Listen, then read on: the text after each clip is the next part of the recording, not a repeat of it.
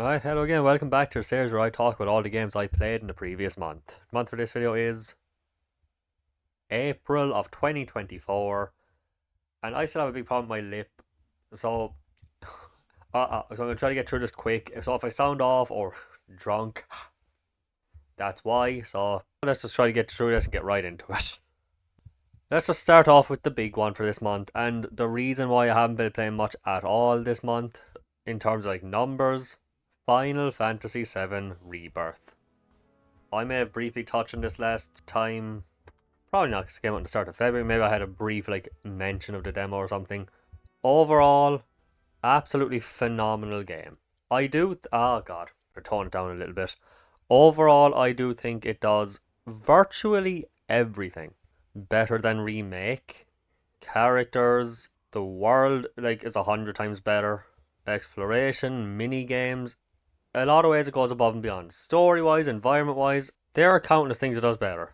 Even such things like facial animations, character models, mostly every single conceivable thing is better. And I pushed through it over the course of like a month and a bit because I really wanted to give myself to it. I didn't want to play it when I was tired, when I was doing other things. I wanted to make sure I was in and just experiencing it all properly. It started off, I'm going to ask, the demo, which is the first 2 hours of the game, did admittedly have me a little bit less than hyped. The Nibelheim flashback section overall, but it was fine. It was good. When I went into the first open area, my mind was blown. And there are a bunch of these, and everyone is pretty great.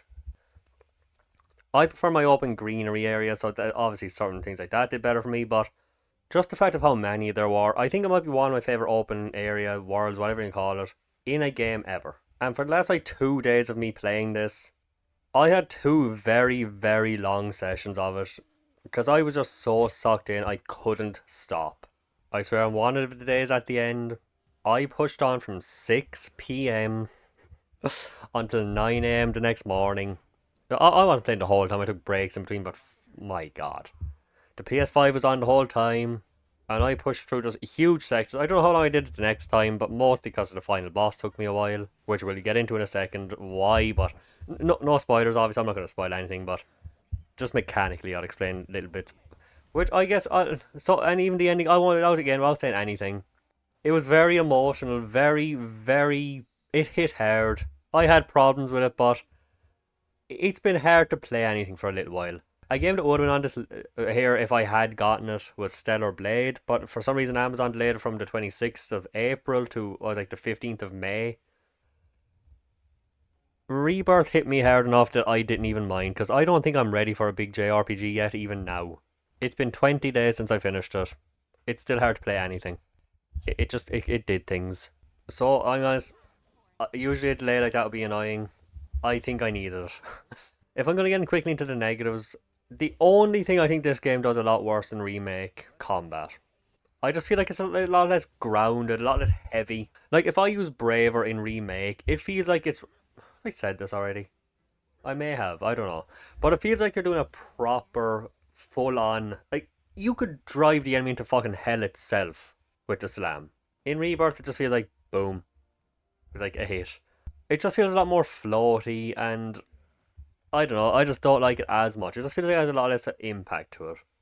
Other little things I don't like are it's a nitpick, I will admit, but I can't stand looking at it. You cannot. Yeah, I've definitely said this. I suppose I would have been playing for a couple of days last time. I still hate how you can't. No character seems to be able to dodge. They can't just roll. They have to vanish for half a second. I don't get why. Instead of going whoop, they go whoop whoop. It just feels weird. Why? No, I'd love to know why. That's what bothers me more. I just want to know why it's a thing. I'd love to be able to ask. You have these beautiful character models. Why make them go away from the screen? It's even worse in the air because you do air dodge like boop boop boop.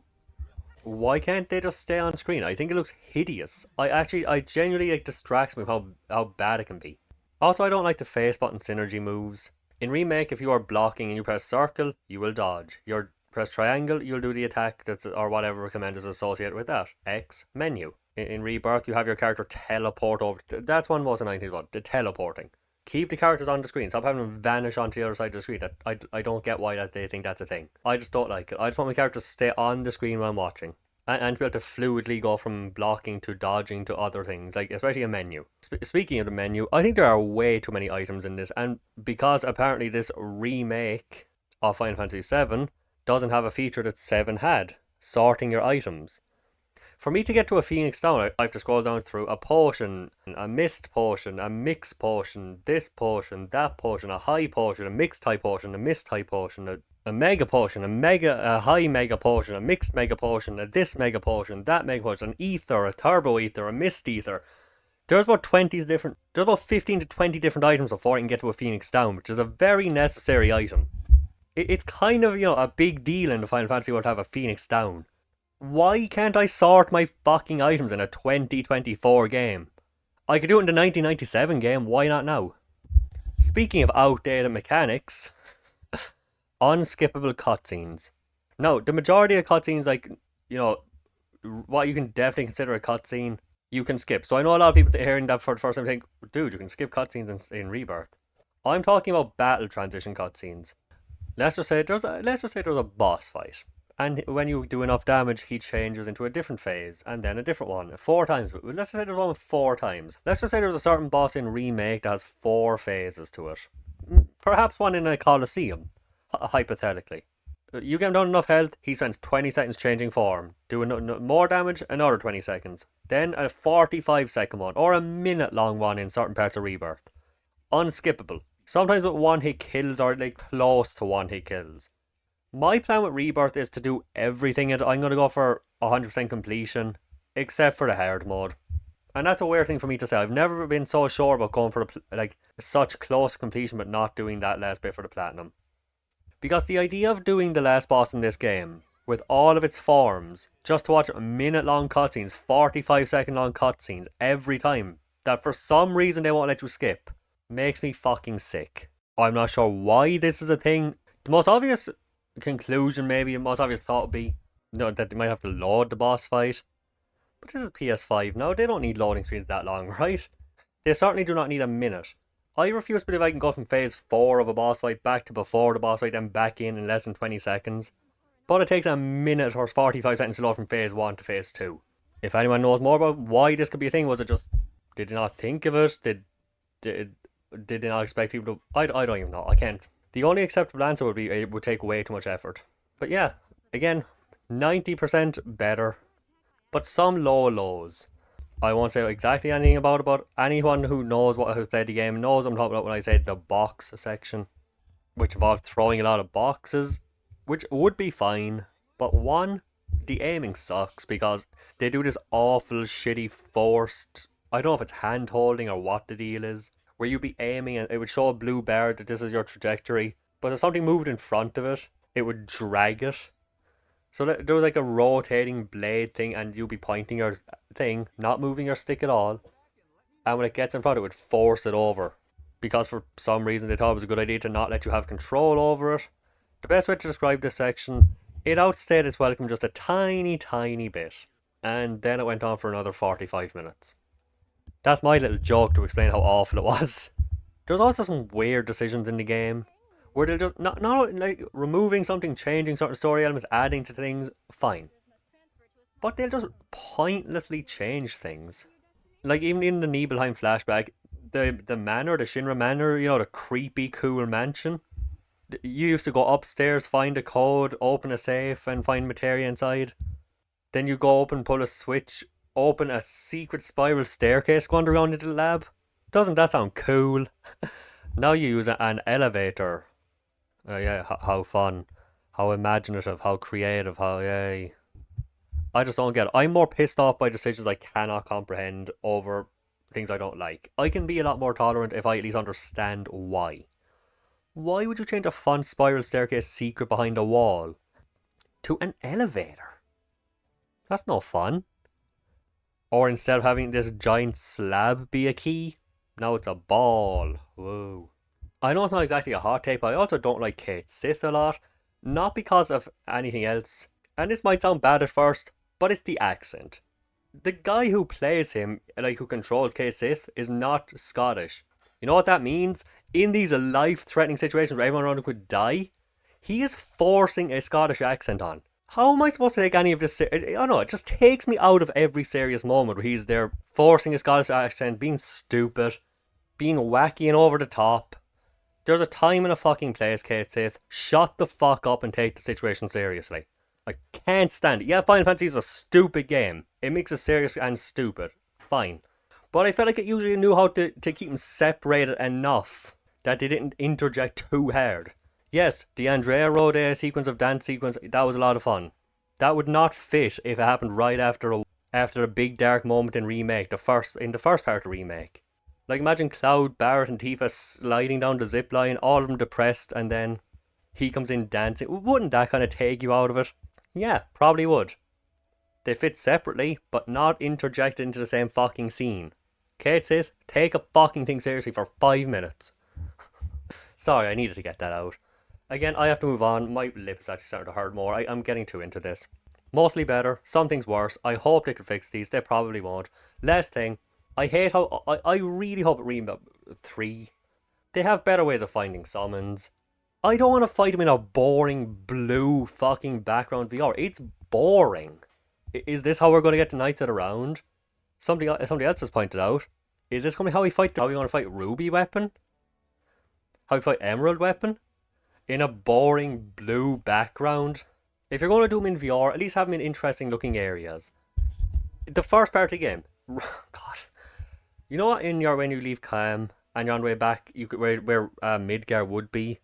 If you tuck into the left, I don't know what you actually do fight there, but there's a giant dome. It's like a giant ring of rocks. Really, really high. You would think you'd have a boss fight there. It would have been a perfect place to fight Titan. Wouldn't that have been more fun? I'm just sick of VR in these games, if I'm honest. I think they rely on it for too many things I don't like. I just want better ways to find summons. I just want better ways to fight them. Like I said, if you're going to do it in VR, at least have them in interesting environments. Moving on. Most stuff I'm playing outside that have been for streaming or for YouTube, including Little Goody Two Shoes. A game I had my eye on for quite a while. I thought it'd be more of a traditional JRPG, turn-based combat stuff, but no. There's no combat at all. It's just a story over the course of a week. We have different choices to make, different things to do, making money, trying to survive by keeping your food, sanity, and life up. Big mysteries are unfolding, relationships to deepen, and 10 endings to pick from. I guess depends on the choice you make. It surprised me how much I liked it. I really wanted to like it right from the start, and it delivered a lot. The retro style pixely art was gorgeous. The songs even were the music was really catchy. The vibes were great. I had a fantastic time with this. I uploaded a video here where I checked out all of the Card Captors Sakura games / Card Captors games. 10 games, well, I looked at 10, I played like 7 that I could find. Of the games we never got over here in the West. From turn-based RPG, to side-scrolling action kind of games, to rhythm games, to mini-game collections. It was a ton of fun. It was just a big, long journey through every one of them. There was not one that I played. The last one was kind of not great, but that's because it was mostly, dialogue and I can't read Japanese. Other than that, every one of them was a joy. Some I'm going to go back to and finish. There wasn't a single bad one that I played. I'm really glad I did it. I played through the Teenage Mutant Ninja Turtles NES game. It was similar to how I feel about Tom and Jerry, just less. It was actually really addictive. It was tough as nails, but it was addictive. I don't think I'll ever play a game like this on a normal schedule again. It'd be like a once a week thing, because holy shit was it stressful. It's clunky, it's awkward, it's badly designed in a lot of ways. It's tedious as fuck. But for some reason I had fun. It probably took like 10 years off my life and how pissed off it can make me, but I'm glad I played it. I definitely look forward to more Turtle games in the future. After finishing the Turtles game, I played Jackie Chan The Legend of the Dark Hand on the Game Boy Advance. The perfect way to explain this game was just it started off really bad. Like, unbelievably boring. It might be one of the most dull beginnings to a game I've ever played. Because, you have punches, kicks, standard beat 'em up, but not interesting. As you go on, you learn more moves. I learned how to do stuff like pick up weapons, because you have to L1 and R, no, L and R at the same time, which, weird way to do things. But the more you go on, the more varied, the more fun it does get. Yes, it is a tedious shit game in a lot of ways too. Like, you have 3 enemies throwing things at you and you can block from one side, but they're both sides. making it impossible to dodge. You'll jump off edges sometimes because the bottom of the screen has just, you can fall and die instantly. But it's definitely a perfect example of a game that starts off bad and just has a constant upwards trajectory. The boss fights were probably the highlight. They weren't all great, but model wise, design wise, they did a good job translating them into Game Boy Advance graphics. Glad I played it, even if the first three levels made me kind of want to quit. Then I went on to Yu-Gi-Oh! Dark Duel Stories on the Game Boy Color, a big nostalgic game for me. I used to play this all the time when I was younger. Yes, it's old. Yes, it's primitive. Yes, it's probably not worth the asking price back in the day, but it's a joy to go back to as well. I'm having a great time just picking away. When it gets hard, who knows how it'll go. You have to do 5 duels with each character to unlock the next character, so it's like 5 duels against 5 characters. How I'm going to continue that on here, who knows. Will I start skipping some just to push on and go faster? Who knows. It's already 3 episodes in, I'll figure that out when I get to it. That's future me's problem. Oh, and the last thing I've been playing off stream, I've been playing where Rocky Legends on the PS2 because I don't know why. I don't know what was just came over me. I had a sudden urge to play it. It's a lot of fun. I love Rocky. I'm all Rocky movies, so playing through this is a fun one too. I'm playing on the medium difficulty because as much fun it can be to just blow through, bulldoze through, it gets boring. It's a lot of fun at the start. I definitely recommend trying this especially if you're a Rocky fan. The biggest problem I say I would have with it brags about, let me see the exact words. Battle 40 brutal fights, each armed with 100 clobbering punch combos and AI that adapts to your fighting style. That sounds cool. What it actually means is, as soon as you get into like round 4 on the medium difficulty, you are lucky to land a punch on your opponent sometimes. They will react instantly to everything you do. You try to punch, they block, instantly get you, and you're fucked. Sometimes it saves before you do your training sessions to upgrade stats. So if you lose a fight and you want to try again, you have to do the training again. It gets very dull, very tedious, and very fast. But it's still a lot of fun to go back to. It's a very nostalgic PS2 game, and I go back to it every few years, and I always have a great time. But yeah, that's everything I've played this month. Like I said, not a lot I haven't been playing on here or on stream, because Rebirth did a number on me, as you can probably tell. But as always, let me know what you've been playing. Let me know what new stuff you've been playing, what you've gone back to. And I'll see you for the next one where I hopefully won't have a fucked up lip. See you then.